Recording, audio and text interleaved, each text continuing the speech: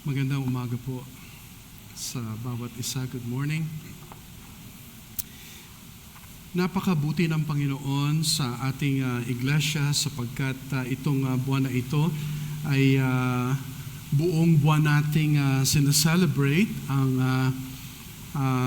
katapatan ng Panginoon.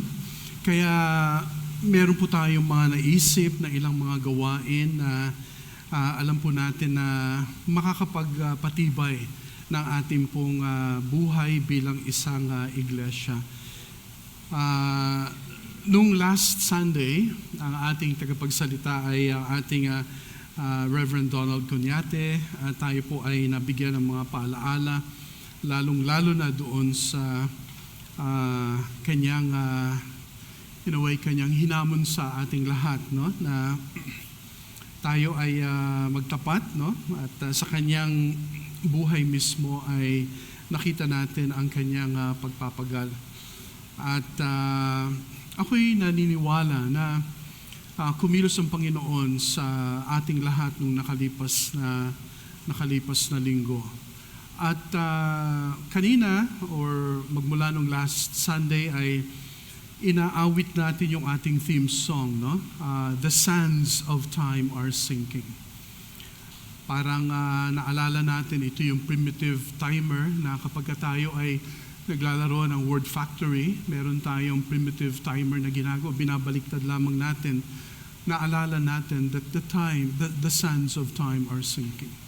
Ibig sabihin, gaano man yan kalaki, pero alam natin na unti-unti na yan ay umuunti at nauubos, parang katulad din ng ating buhay.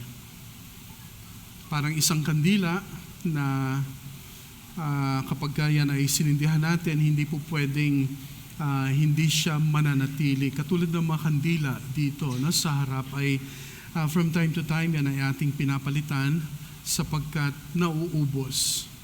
So ang buhay ng ating iglesia ay napapaligiran po tayo ng napakaraming mga pagpapala. At kung inyong alala last time, ang elder ay nagbigay ng paalaala sa ating lahat. Nagkaroon tayo ng survey patungkol sa 1 Thessalonians at nakita natin doon ang ilang mga bagay na mahalaga, no? Nakita natin ang centrality ng salita ng Diyos, the Word of God alone. Nakita natin doon ang pangangaral ay talagang walang halong biro. Ang pangangaral ay purong salita ng Panginoon at tinitingnan natin ang salita ng Diyos ang pinakapangunahin, no? Hindi nauna yung agenda natin, kundi ang salita ng Diyos walang gimmicks. At ang pagtuturo natin, no, sa ating iglesia, the way we conduct ourselves, ang ating pagtuturo in one way or another, tayong lahat po ay mga nagtuturo. So, pinapakita po natin ito sa isang buhay na disente at buhay na mayroong kabanalan sa Kanya, no? At nariyan din ang pagtuturo ng unity, ang pagkakaisa ay talagang mahalaga sapagkat ang nais ng Diyos ay talagang marami ang makilala sa Kanya. Katulad nga, no, sa maraming aklat ni Apostle Paul, ang combination ng mga Jewish people at saka ng mga Gentiles ay isa sa mga dahilan kung bakit noong mga unang panahon ay nagkaroon ng mga problema sapagkat paano magkakaroon ng pagsasama ang mga Hudyo, ang mga Jewish people, and then ang mga Gentiles. Hindi ba't ito ay isang bagay na dalawang kultura at ang isa ay pagano, ang isa ay monotheistic at nagkaroon sila ng time na sila ay dumating sa paanan ng Panginoong Jesus at sila ay nakakilala sa Panginoon. Bagamat may mga bagay na magagandang mga bagay doon sa buhay ng mga Jewish people sapagkat itinataas po nila ang salita ng Diyos at sa mga pagans naman, of course, naroon din ang ilang mga bagay na ginagamit ng Diyos, ang filosofiya, ang technology ng mga panahong yon. At so in other words, niloob ng Diyos na sila ay magtagpo. Kaya dito sa Thessalonians ay napakagandang paalala, no? So doon ay nabanggit ng elder ang pagtuturo ng unity, ang pagtuturo ng pagmamahalan sa bawat isa. At ganun din ang respeto, ang respect, no, sa mga spiritual leaders and teachers na ibinigay ng Panginoon sa konteksto ng iglesia. So, ako yung natutuwa sapagkat doon sa mga survey na yon ay parang mag-e-echo ngayon muli dito sa ating matutunghayan sa umagang ito. Now, when we think about the church, kaya ang title ng ating pag-aaralan ay When the Church Was Young. Noong ang iglesia ay bata pa. So kung isipin natin, parang magandang i-relate ito kung ang ating church ay 38 years old. Matanda na ba yun? Tanda na ba yung 38? Para matanda na rin. Nung nakalipas, no, ako yung nagsalita, di ba, sa Tondo Baptist Church. Okay? Sila ay nag-celebrate ng 90 years of God's faithfulness sa Tondo Baptist Church. At alam nyo, nabanggit mo kay Elder doon sa pinakita ng mga picture, may mga panahon pa, no? Bago pa ng gera, may mga pictures na sila noon. So sabi ko, ibang klase rin, no? Yung mga panahon noon, kung paano ang Diyos ay nagtapat sa kanila. So ang 38 years of age ay maaring siguro sa antas ng mga edad ng mga unang panahon ay maaring ito ay tinatawag na baka tayo ay nagbibinata o kaya tayo ay nagdadalaga. Okay? Pero syempre, meron na tayong responsibilidad, sense of responsibility at ang tawag ng unang panahon, no? At kung mapapansin natin ang Thessalonians, ang kanyang konteksto ay nasa unang aklat ng church history at walang iba kundi ang Book of Acts. So saglitin natin makibukas kayo sa akin at buksan natin ang ating mga Biblia. Acts chapter 17. No? Quickly, gusto ko bago ako pumunta sa talata na nabasa natin kanina, Acts chapter 17. Kung maalala natin, ito yung sa second missionary journey ni Apostle Paul, nagkaroon ng problema sa Philippi. At mababasa naman natin yan. At syempre, dito alam natin na si Apostle Paul kapag may mga opportunity na makabahagi ng salita ng Panginoon, gagawin niya. At dito makita natin, no? Dito sa may angry mob na kung saan ay hinabol sila at ang sabi diyan ay ang sabi ng chapter 16 verse 40, so they went out of the prison and entered the house of Lydia. And when they had seen the brethren, they encouraged them and departed. So may problema doon sa Philippi. And then pagdating ng chapter 17, ang sabi diyan, now when they had passed through Amphipolis and Apollonia, they came to Thessalonica where there was a synagogue of the Jews. Kaya naalala natin, no? Darating ang time, pumunta tayo sa synagogue dito sa may Makati, no? Pero makita natin dito, si Apostle Paul bilang isang Jewish apostle, nakilala niya ang Panginoon, na dahan-dahan niyang naintindihan na ang kanyang tradisyon, ang Judaism ay nagkakaroon ito ng pinakamalalim na kahulugan sa persona ng Panginoong Jesus at nagkaroon nga siya ng conversion, kung inyong maalala. At siya itinawag ng Panginoon, no? Bilang maging apostle. At ang kanyang sobrang sigasig ni Apostle Paul ng mga panahon yon.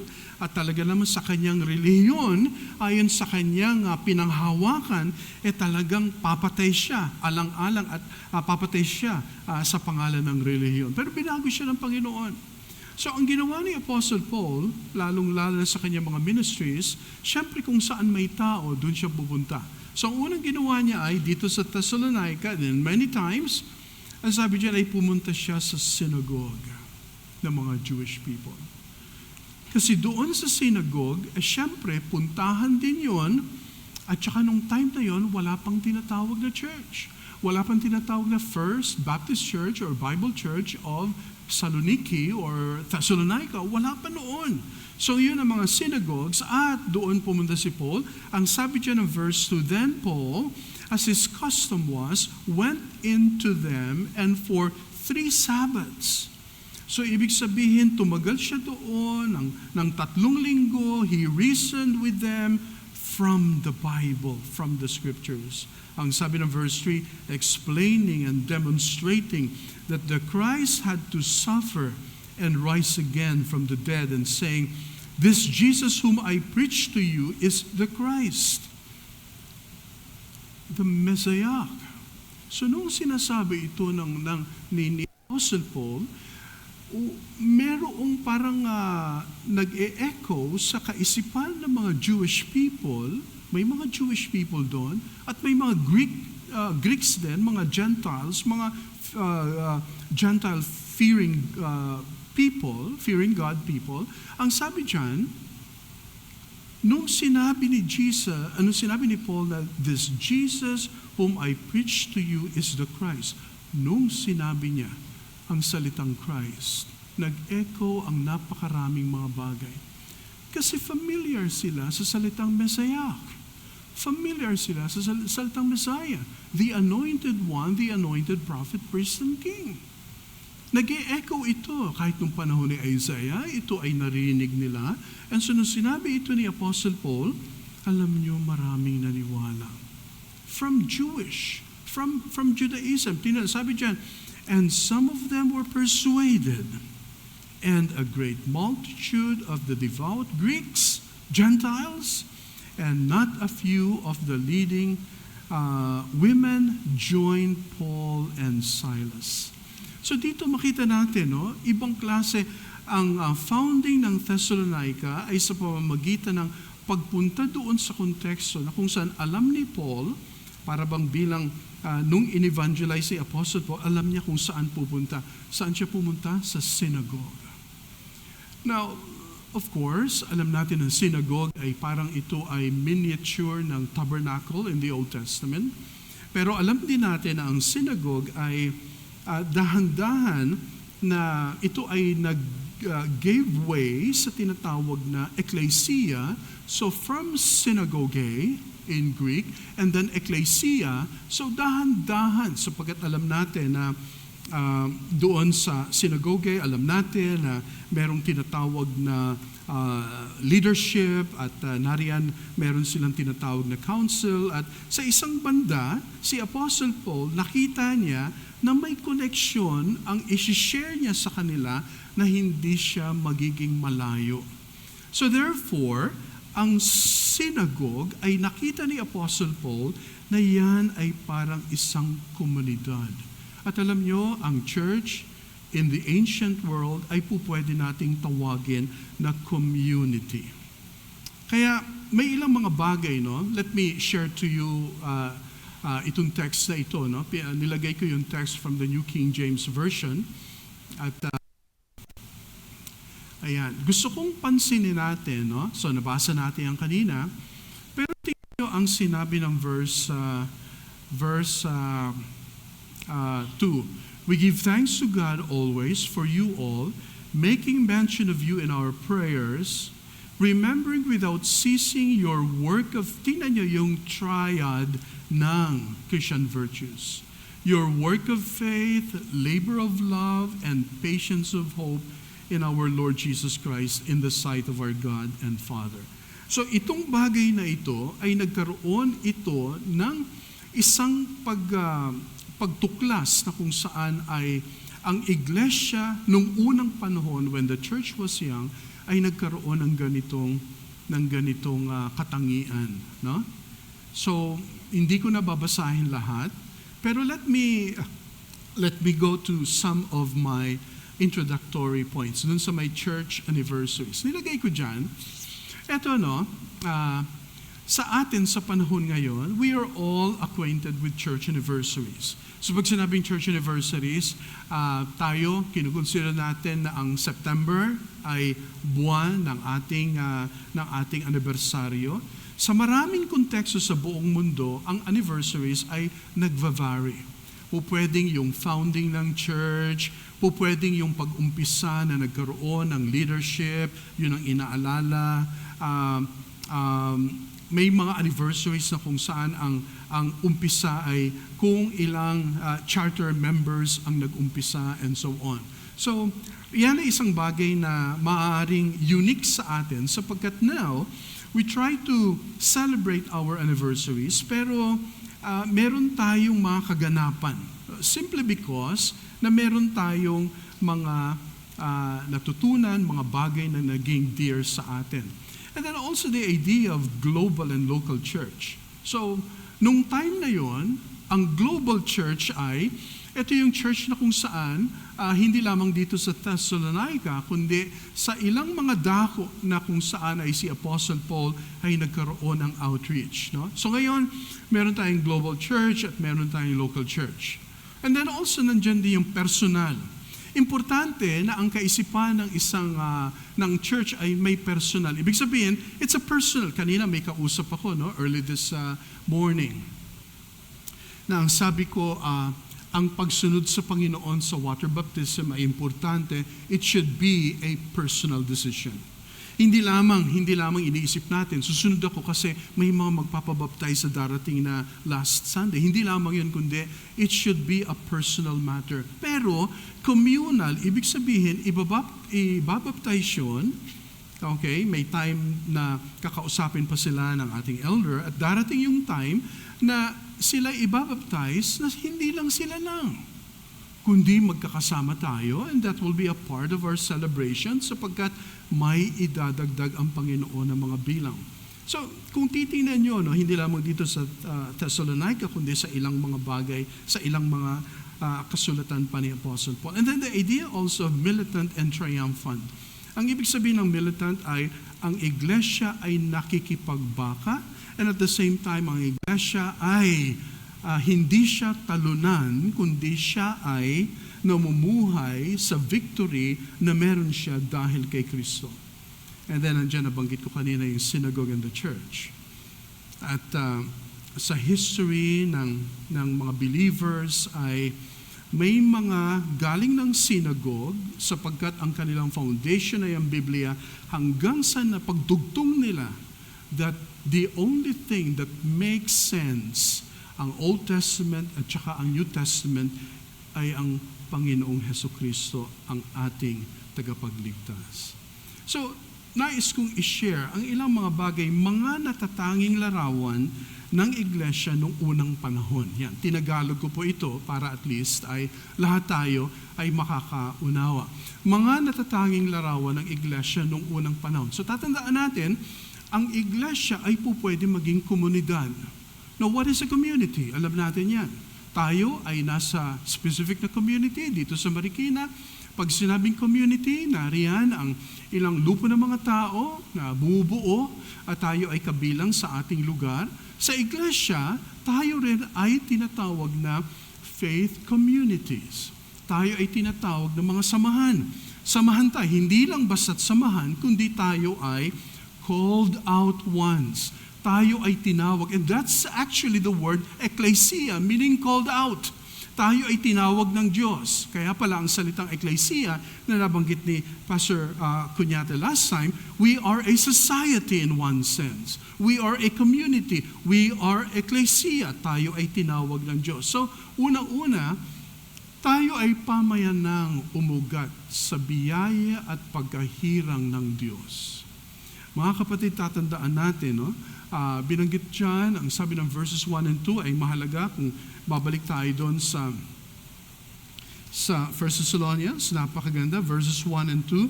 To the church of the Thessalonians in God the Father and the Lord Jesus Christ.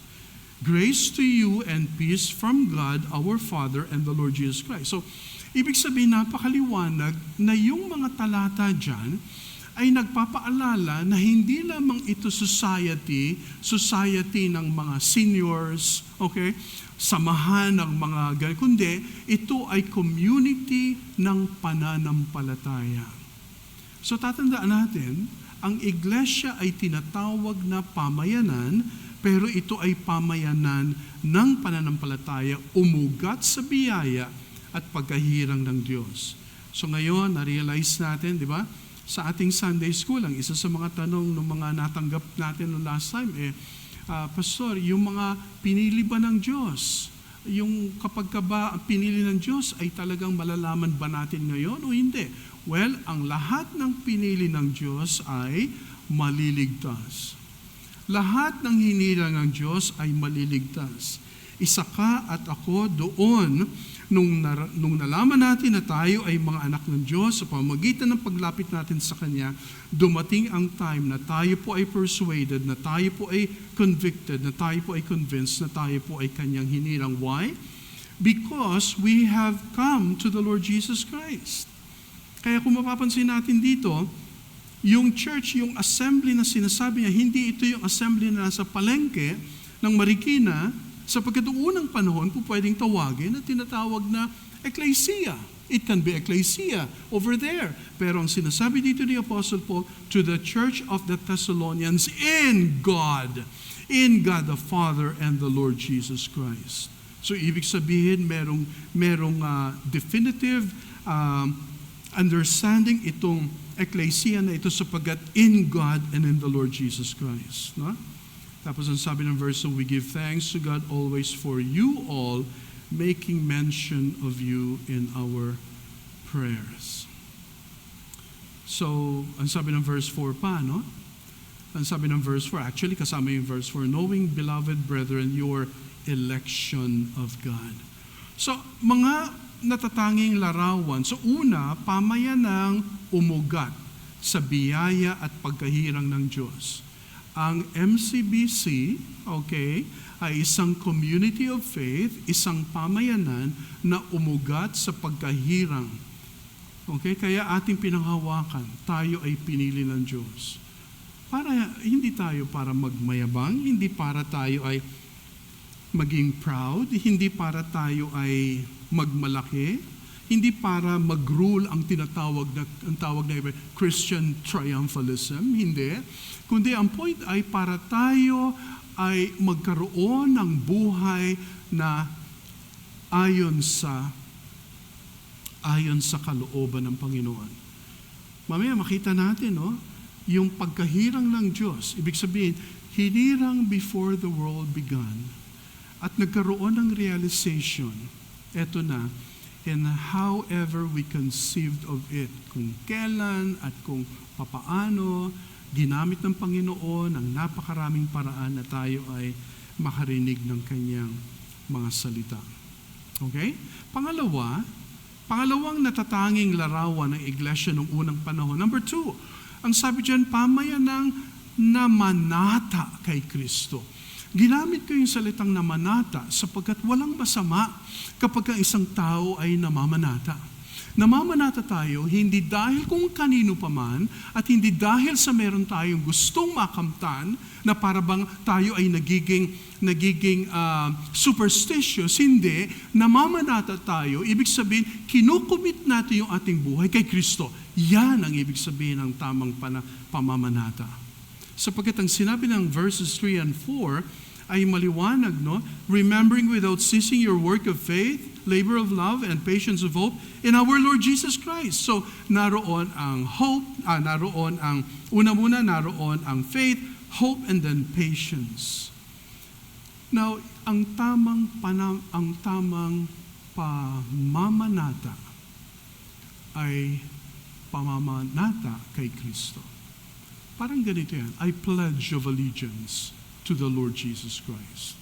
Hindi ba pagka VBS natin, meron tayong sinasabi, I pledge of allegiance to the Bible, God's holy word. I will make it a lamp unto my feet and the light unto my path. I will hide each word in my heart that I might not sin against God. Ang ganda. So ibig sabihin, parati nating pinapasabi natin ito sa mga bata, ang mamanata, okay, ayon sa salita ng Diyos ay tama. Yun lang at kay Kristo. Kung tayo ay mamamanata sa mga rebulto o kaya sa mga Diyos-Diyosan o kaya sa mga powers o kaya sa mga sino man ang nais natin, matindi. Ang ating allegiance ay kay Christ. Well, isang masalimuot na pangyayari ngayon na kung saan ay halos lahat ng mga evangelicals ay tinitingnan ang nangyari kay Charlie Kirk, no? Isa siyang patriot, American patriot, na sinasabi niya, na talagang tahasan na sinasabi niya that this is the only way. Na talagang sinasabi niya na absolutes ang kanyang sinasabi. Ang kanyang sinasabi ay walang middle ground and so on and so forth. And alam niyo, meron akong friend, no, Dr. Fred Saspel, isang scholar, isang theologian. Ewan ko kung nabasa ninyo, no? Pinost ko, ang sabi ko, thank you, Pastor Fred. Ang kanyang stance, siya ay conservative, siya ay balanse. Ang sinasabi niya, I'm not demonizing the left. Pero ang sabi niya, ito ay isang bagay na nakakalungkot para mawala ang taong to. Alam niyo, may mga friends din ako, mga scholars. Sa isang banda, tinira nila yung aking pinost. Kasi nga hindi nila matanggap. Today, kapag sinabi mo na ikaw ay naniniwala sa absolute, nako, katakot-takot ang pagtuligsa sa iyo. Because today, this fallen world doesn't or hindi naniniwala sa tinatawag na absolute. Ang commitment ng isang tao kay Kristo ay mahalaga na kung saan nag-iba ang pananaw niya sa buhay pagdating sa larangan ng gender, pagdating sa larangan ng mga issues na ito. Kung ikaw ay may Kristo sa buhay, nilalagay ka sa isang conviction na kung saan ay, sabi nga natin, conservative. Ayaw ng iba ngayon pag sinabing conservative. So dun sa pinost ko, pero tinitinan ko lang naman. In fact, hindi naman akin yung article, pero ang sabi ko, thank you, Pastor Fred. And that meron pang isa, no? Meron isang scholar na lawyer, si Mark Lanier. Siya ay nag-put up ng Lanier Theological Library. So gumawa din siya. Talagang sinabi niya doon, sabi niya, hindi man ako nag-agree sa lahat ng sinasabi ni Charlie Kirk, pero hindi dapat nangyari yon sa kanya. So mga kapatid, talaga ngayon, kapag ka nagbigay ka ng iyong opinion, nako, kapag yan ay hindi ayon sa standard ng sanlibutan, ayon ng mga progressives, ayon ng mga liberals, na ikaw ay magzero in kay Christ, na Christ alone, the Bible alone, nako mga kapatid, talagang makakarinig tayo ng matinding pangungutya. Pero nung unang panahon, ang pamayanan ng mga mananampalataya, ang church, ay namanata kay Kristo, Christ alone. Pag sinabi mong Christ is Lord, Caesar is not, nung time na yon. Kaya kapag sinabi mong Christ is Lord, ako delikado. Ang mga believers noon ay talagang persecuted sapagkat kanilang kinonfess na hindi si Caesar, hindi ang emperor ng Rome, kundi ang Panginoong Jesus. Marami ang namatay dahil sa kanilang panata kay Kristo. So mga kapatid, we need to be open and we need to be thinking people today sapagkat, kaya nga, lalo na pagka-politics ang pinag-uusapan, nako, lalo na sa panahon natin ngayon, no? Yan, sabi ni Elder Canel, sobra, no? Alam mo, sa totoo, nakakalungkot ang ating politics ngayon. Nakakalungkot ang sitwasyon ng ating bansa na talaga namang siguro, no? Talagang may nagsabi nga kaya pa ba nating bigkasin ng may integridad yung lupang hinira? Pagka daw yan ay sinabi ng confidence, with all confidence, ay talaga namang ibig lang sabihin na ikaw ay naniniwala na may pag-asa pa. And I think so. Whenever we discuss about these things, no? So, there are 3 questions. This is an aside, no? What do we know kapag kaya ng pinag-uusapan? Pagka sinabing political partisans o kaya paglarangan ng politics, sobrang masalimuot. Ang tanong natin ay, what do we know? What can we know? Ang hirap. Hindi natin alam ang lahat. Hindi natin alam ang lahat ng pasikot-sikot. What can we know? What do we know? Pangalawa, what do we know? What can we do? What do we do? What can we do? Anong gagawin natin? Ang hirap din. And then pangatlong tanong ay, what can we hope for? Sa mundong ito, napakahirap, but then we know that the only hope that we have is King Jesus. Na siya lamang ang magbibigay ng difference sa mundong ito. And we thank the Lord because we have the gospel, mabuting balita. Pangatlo, mga natatanging larawan ng iglesia noong unang panahon. Pamayanang sa ilalim ng banal na Espiritu. Ito ay isang bagay na talagang kaiba. Ngayon, can we still see this? Pwede pa ba nating makita na ang pamayanan, ang ating church ay nasa ilalim ng banal na Espiritu? Yes. Alam niyo kung paano? Tingnan niyo, mga kapatid. Malalaman natin na ating church ay under ng Holy Spirit. Alam niyo kung ano?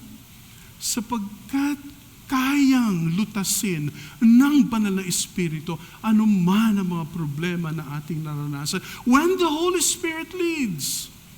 Kapag ang banal na Espiritu ang siyang nangunguna, hindi tayo, well siguro kung gusto ko lang at kung gusto mo lang, palagay ko, wala tayong matatapos. But when the Holy Spirit leads, yan sabi dyan, sabi ng verse 5, for our gospel did not come to you in word only, but also in power and in the Holy Spirit, and in much assurance, as you know what kind of men we were among you for your sake.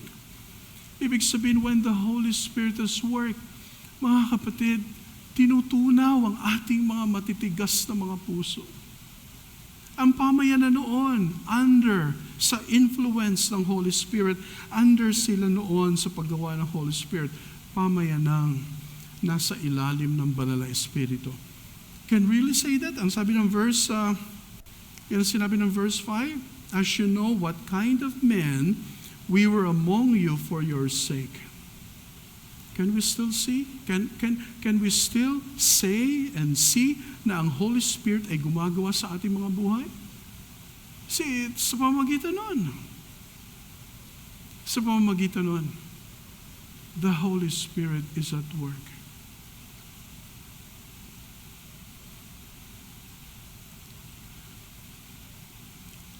Karanasan ni Attorney Brad, no?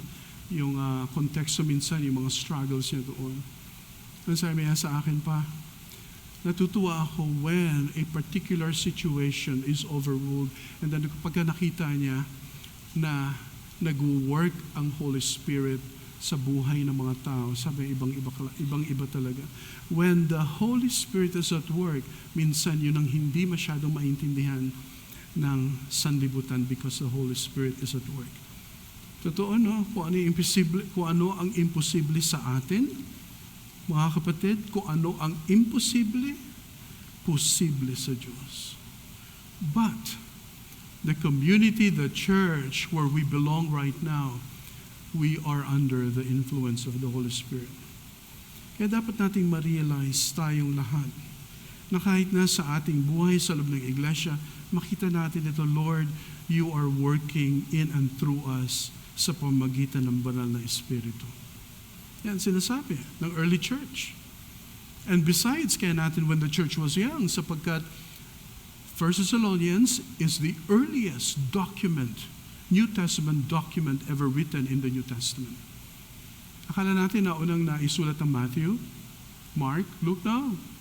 Ang naunang nasulat na aklat, okay, sa Bible ay 1 Thessalonians. Okay? And everything follows, of course. Kung gusto nating tingnan ang pagkasunod-sunod, pwede naman. Pero hindi common naroon. Sa canon, okay, sa canonical books that we have, Matthew, Mark, Luke, yun ang order. But even the arrangement in itself, okay, ay hindi mismo inspired, but actually the books, okay? Yung mga unang panahon, wala nga chapters eh. Noong mga unang panahon, wala nga verses eh. Kaya salamat sa mga Masoretes, no? Na kung saan ay talagang naglagay at nag-ayos sa mga ito. So, imagine, under the influence of the Holy Spirit. Pang-apat, okay? Pang-apat, mga natatanging larawan ng iglesia noong unang panahon. 4, pamayanang mabuting balita ang patutuo. Ito napaka-importante. Look at verse 8. Ang sabi ng verse 8, for from you the word of the Lord has sounded forth. Parang isang malakas na trumpet, not only in Macedonia and Achaia, but also in every place your faith toward God has gone out. It was like a mighty blast of a trumpet. Naalala ko, di ba, kapag dito sa Marikina, kapag may baha, narinig ba natin yung sirena? Narinig natin kapag malapit na, no? Lakas, no? Imagine niyo ang pananampalataya nung mga unang panahon, nung pamayanan ng mga mananampalataya ay katulad nito, no?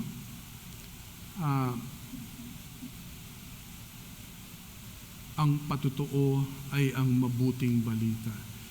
When somebody asks you, pakipaliwanag mo nga sa akin, can you define what is the gospel? Can you define what is the gospel? Pwede mo bang ipaliwanag ano ang mabuting balita? What would you say? Okay? Ang gospel ay good news. Ang gospel ay toyo angelion. Ibig sabihin, mabuting balita. Anong mabuting balita? It was like nung ancient world, no, kapag merong trumpeta, at sasabihin, hear ye, merong glad tidings. Kaya pala, pagdating ng Pasko, ang kapanganakan ng Panginoon ay glad tidings, good news. Sapagkat yan ay mabuting balita, no, na kung saan ay ipinadala ng Panginoon ang kanyang anak. So, here we find, no, ang pamayanan, mabuting balita ang patutuo. What is your testimony before the Lord? Ano ba ating patutuo? Yan. Number 5. Mga natatanging larawan ng iglesia noong unang panahon. Number 5, pamayanang mayabong sa bunga. Ano ibig sabihin? Productive. Again, yung pagbanggit ng faith, love, and hope. Ito yung mga salitang pistis. Ito yung salitang I believe, yung love, yan yung tinatawag na agape love. Di ba? Narinig natin yung agape love. Ito yun, okay? Ito yung pag-asa. Ito yung kanilang pagiging expectant. Ito yung kanilang buhay na sa kabila ng napaka-masalimuot na sanlibutan, ang kanilang faith ay nagpapatuloy, ang love for the brethren ay nagpapatuloy, at meron silang pag-asa.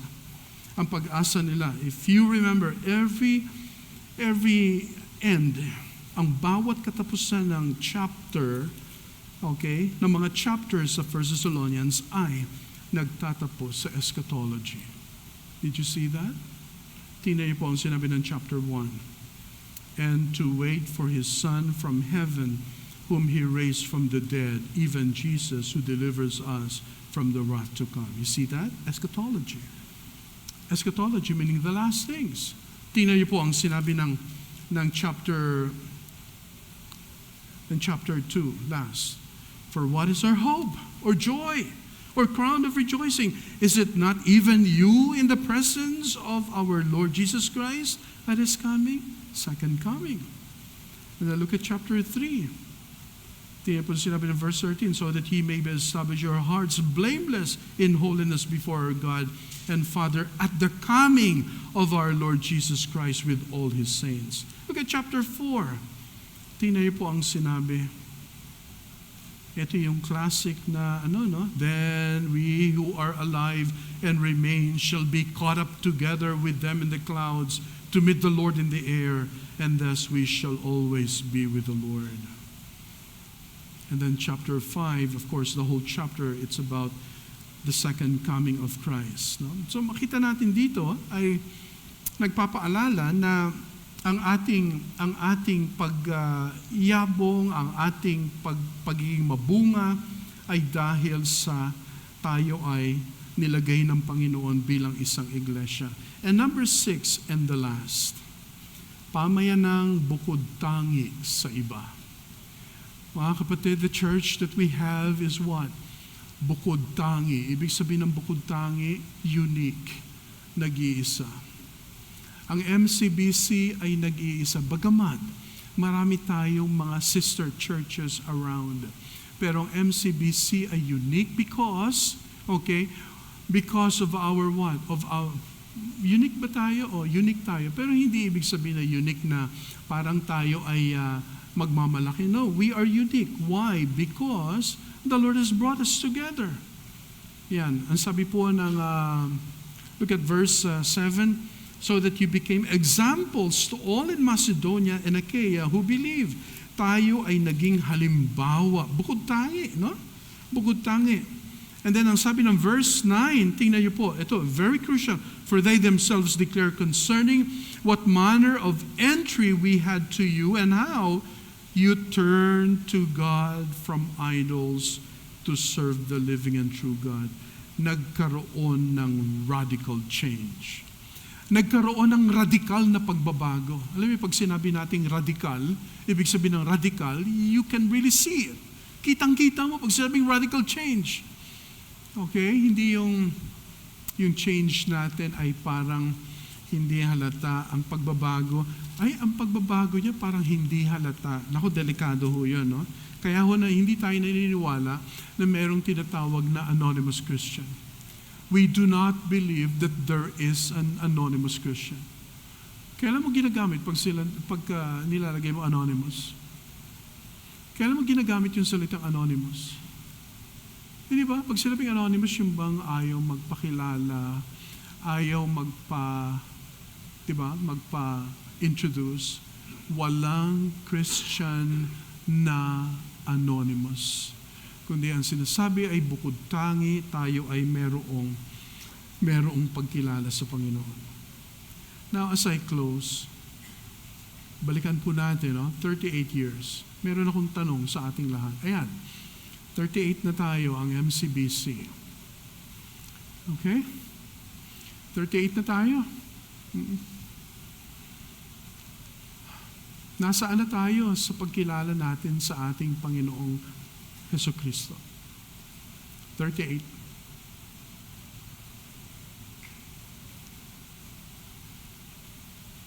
Pwede ba nating sabihin na yung mga katangian ng ating nabanggit? No?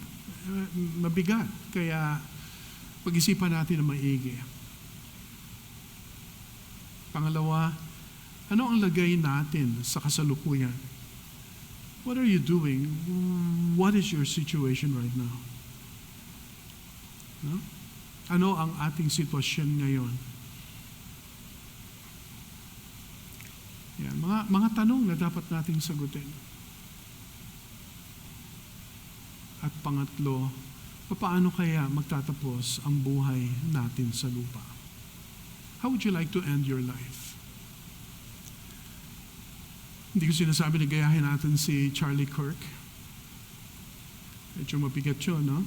At ayaw naman natin na yun ang mangyari. Pero mga kapatid, isipin nyo, hindi man maging popular, hindi man siguro maging katulad ni Kirk, pero maraming mga believers in the ancient world ang nanatili at nagpatuloy hanggang sila ay kunin ng Panginoon. Merong dalawang babae, ang pangalan ay si Perpetua and Felicitas. Yung kapag sinabi mo, perpetual felicity in the ancient world, sila ay mag-amo, okay? Yung isa ay mag-amo, no? Yung isa ay, alam nyo, dumating ang time na sila po ay nusig dahil sa kanilang pananampalataya. And I think ang isa sa kanila, hindi ko lang maalala kung sino ang pregnant, pero alam nyo, hindi sila dumating sa point na kanilang kinutya o kaya dininay ang Panginoon. So nung nakita ng isa yung